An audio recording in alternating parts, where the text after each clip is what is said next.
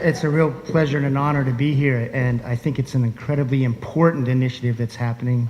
When Peter asked me to talk on this topic, when you talk about censorship, of course, censorship is put to use to maintain a certain story in society that serves certain interests. And so when we talk about corruption in psychiatry, we're often thinking about the corruption that results from pharmaceutical interests, giving money to thought leaders, psychiatrists, that sort of thing. I think there's even a bigger source of corruption, and that is that the institution of psychiatry protects its interests as a guild, as an organization. And so really 3 quick examples of the censorship that helps maintain the story that serves their interests, keeps public belief in the medications at a certain level, that sort of thing. First is, very simply, there's a long history of basically ousting the critics. And it can be either that their academic careers begin to languish, they have trouble getting funding, or sometimes they're just pushed out of the tribe. This meeting begins with Peter Gucci's basically expulsion. But there's a long history of this. Loren Mosher was head of schizophrenia studies at the National Institute of Mental Health in the 1970s. He ran an experiment called the Soteria Project. Very quickly, it was an experiment where people coming into an emergency room with mostly a first episode of psychosis were either treated conventionally in the hospital with drugs and hospital care, or they were sent to a house that was just staffed by ordinary people. They made minimal use of antipsychotics, and the idea was the environment could be a way to recovery. He began reporting his results. Results were at the end of 6 weeks, there was the same diminishment of psychotic symptoms, the target, in this group as in the hospital group. And then as they looked at longer term outcomes, you were seeing better social functioning, better, getting back into real lives, that sort of thing, and even a greater diminishment of psychotic symptoms. So he began reporting this. What happened is his colleagues accused him of fraud. He was removed from the project. There was an investigation. The investigation found there was no fraud, of course, but it didn't matter. He was now labeled with that fraud. He was eventually pushed out as head of the schizophrenia studies at the NIMH. Now, this served as a big sort of alarm or warning bell in American psychiatry, because here was the top schizophrenia doctor in the country pushed out for running an experiment that challenged hospital care, regular use of antipsychotics, and by the way, he deprofessionalized it. By that I mean he was having ordinary people rather than professionals. So he gets pushed out, and there's a long history of this. Peter Bregan is going to talk about all the attacks on him when he became such a vocal critic. There was an attempt to take his license when he began talking publicly on TV about tardive dyskinesia, which is a type of brain disease caused by antipsychotics. Gretchen Lefevre-Watson was a psychologist who did something so simple. She just did a survey of the number of kids in, I think it was North Carolina, who were getting diagnosed with ADHD. And she reported that there was this very high level of diagnosis in a certain area.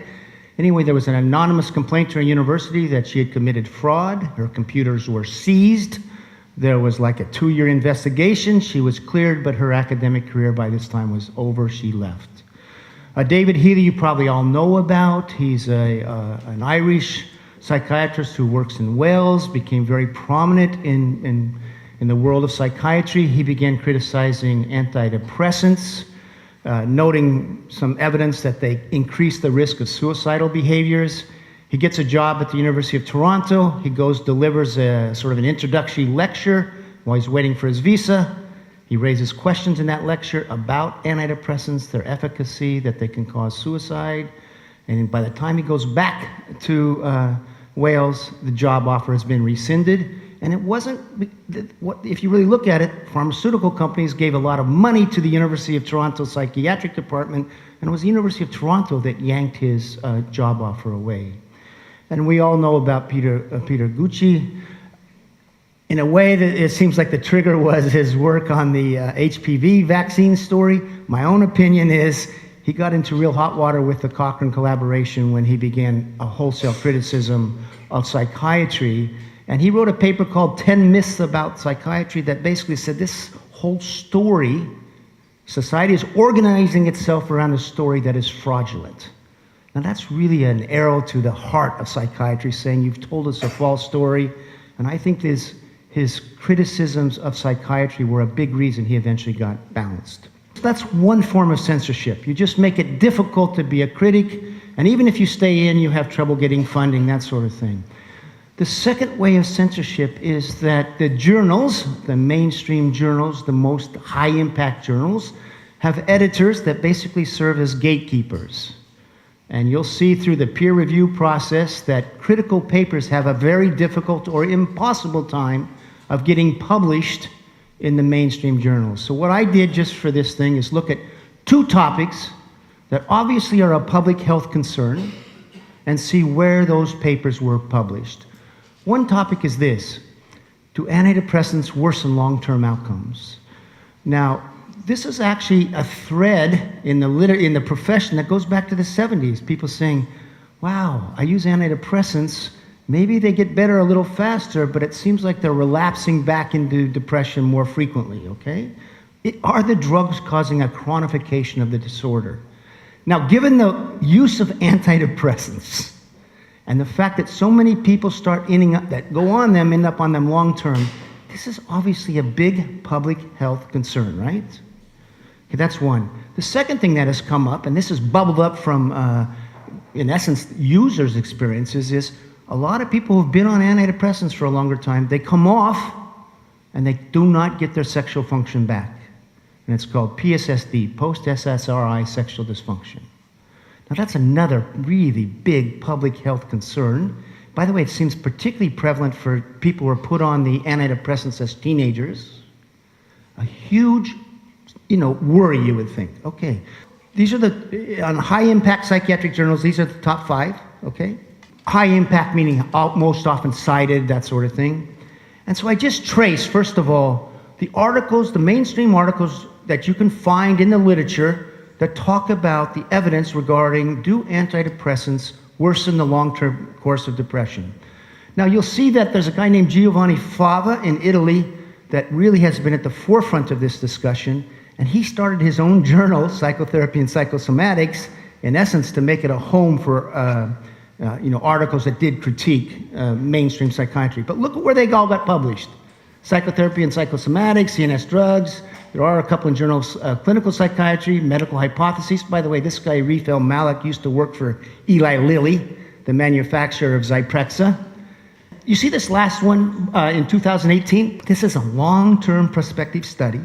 One of the authors is one of the leading mood disorder experts in the world. He's from Switzerland, and again, it wasn't published in one of the big 5. So in addition to not finding any of these articles in the big 5, I then went to the journals, searched their data. Some people are naming this condition tardive dysphoria. In other words, it's a dysphoric state that happens later on. So I went to the journals.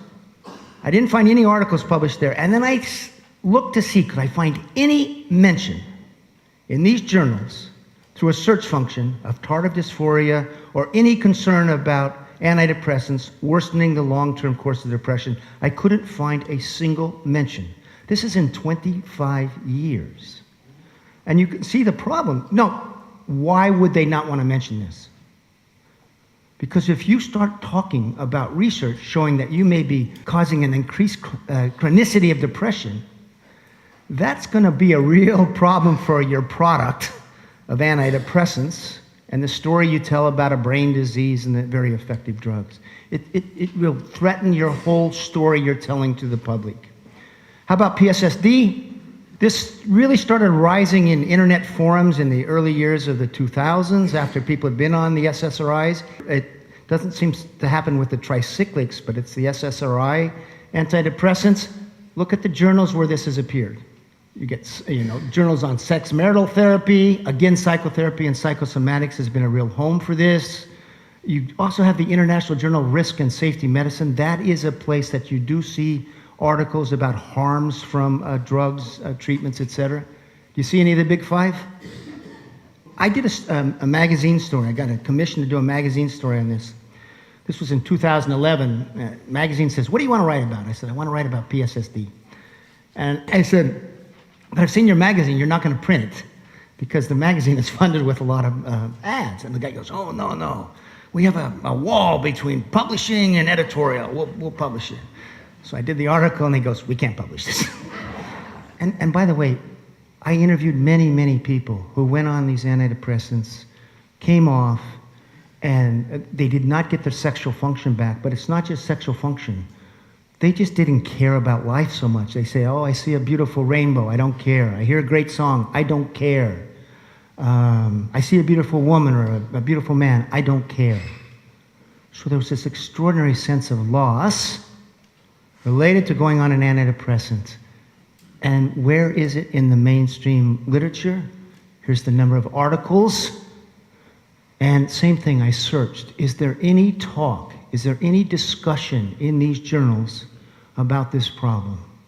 These are the high-impact journals that are cited in evidence-based medicine, where you get your clinical practice guidelines, textbooks from it. You don't see it. And so what you see in here is a censorship of a concern arising actually from, of course, research that's kept out of the public dialogue. And you can see why. Because if this gets mentioned as well, you really have to rethink the use of antidepressants in the sort of willy-nilly way we do today. Oh, you have a little problem, go on an antidepressant. But if you had this lurking, you'd be much more cautious. Then finally, I just want to look at how with major government-funded studies, when they didn't get results they wanted, they hid those bad results. Those results that, again, that questioned that narrative that of meds that fix problems in the brain, that we have organized our societies around, that conventional narrative. Now, the first study was called the MTA study. It started in the early 1990s. It was funded by the NIMH. And when they funded this study, here's what they said. We've been giving kids stimulants now for 15 years, and we have no evidence that it provides any long-term benefit to the kids on any domain of functioning. Academic achievement, delinquency rates, anything. And the NIMH said, this is the first good clinical study of ADHD and long-term outcomes, okay? This is gonna guide our thinking. So, and the way it had these arms, you were either randomized to drug prescribed by an expert in ADHD, drug prescribed by someone in the community, behavioral therapy, or behavioral therapy plus drug. So there was no placebo control because they said that would be unethical. Anyway, at the end of 14 months, you can see carefully crafted medication management, meaning the group of experts. That group had lower ADHD symptoms, and there was a sign those kids were doing better in reading. And now this is the conclusion. Since ADHD is now regarded by most experts as a chronic disorder, ongoing treatment often seems necessary. This becomes the evidence, you're going to see, cited for keeping kids on stimulants, all right? Now this study continues.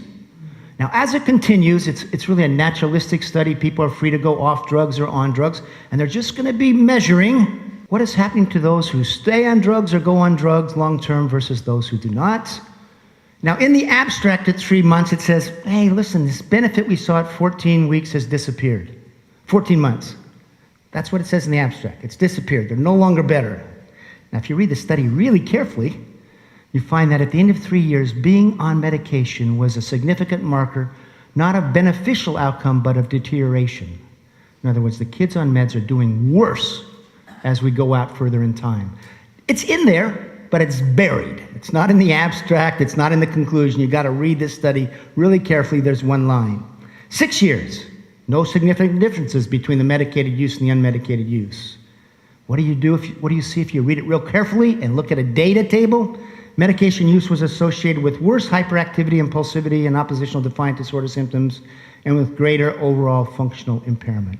So there's this abstract that people read, and then there's it's there, but you got to read it real closely, and it's the abstract so often that guide thinking. And what do you hear today? If you're a parent, your kid gets diagnosed with ADHD, do you want your kid on these drugs long term? The American Academy of Child and Adolescent Psychiatry says we have evidence it provides a long-term benefit. And what do they cite? The 14-month results. They don't cite the 3-year results. They don't cite the 6-year results. So what you see here is a selective sort of presentation of evidence and hiding the bad data. Okay, next one, the TAD study. These are all government funded, so these are not funded by the pharmaceutical companies, although the investigators usually have been consultants to the pharmaceutical companies. The TAD study is the treatment of adolescent depression study.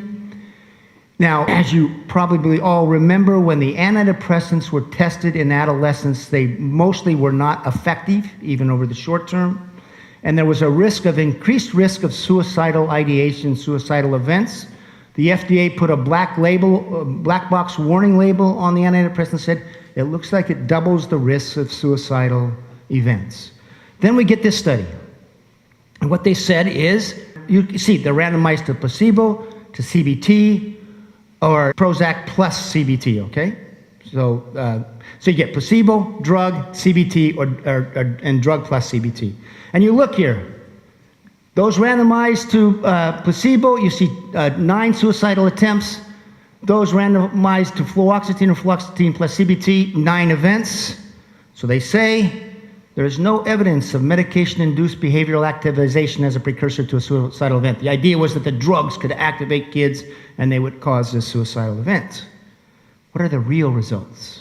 It was a Swedish psychiatrist who actually pointed this out. He sent an email to me. If you read the study really carefully, what happened was this.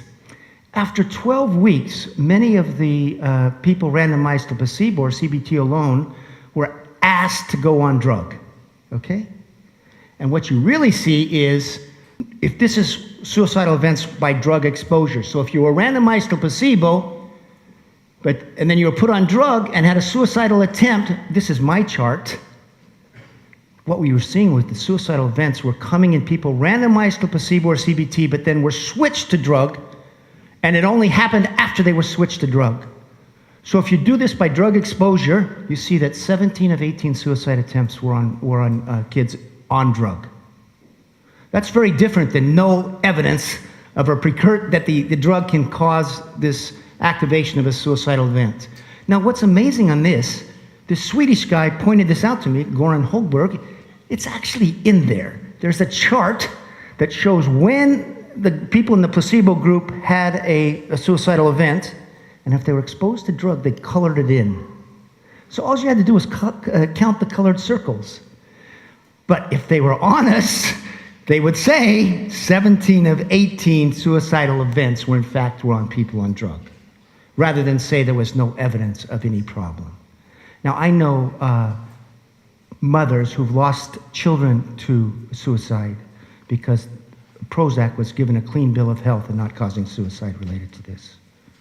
Finally, the NIMH conducted the largest and longest antidepressant study ever. It was called the STAR-D study. If you go back, they said, this is going to guide our thinking about antidepressants and how effective they are. Because they said those industry-funded trials are not conducted in a representative sample of real-world patients. They have all sorts of exclusion criteria. This was going to show what happens to patients in real-world clinical care. They'd come into the study, they would be given a drug. If the first drug didn't work, they'd go through a second round of treatment that might be drug plus psychotherapy. And if that didn't work, they'd get a third try, and then they would get a fourth try, okay? And the idea was, we keep trying, we'll find something that works. And you'll see this. Given the dearth of controlled data, results should have substantial public health and scientific significance since they are obtained in representative participant group settings using clinical management tools that can easily be applied in daily practice. This is going to govern our thinking. Here's what was announced. Remission rate 67%. NIMH put out a press release. Over the course of all 4 levels, almost 70% of those who didn't withdraw from the study became symptom-free. And now the New Yorker, which is a magazine that does fact-checking, said there was a 67% effectiveness rate, and this became the story. Yeah, maybe the first antidepressant worked, but you can change it, and eventually you'll find one that works.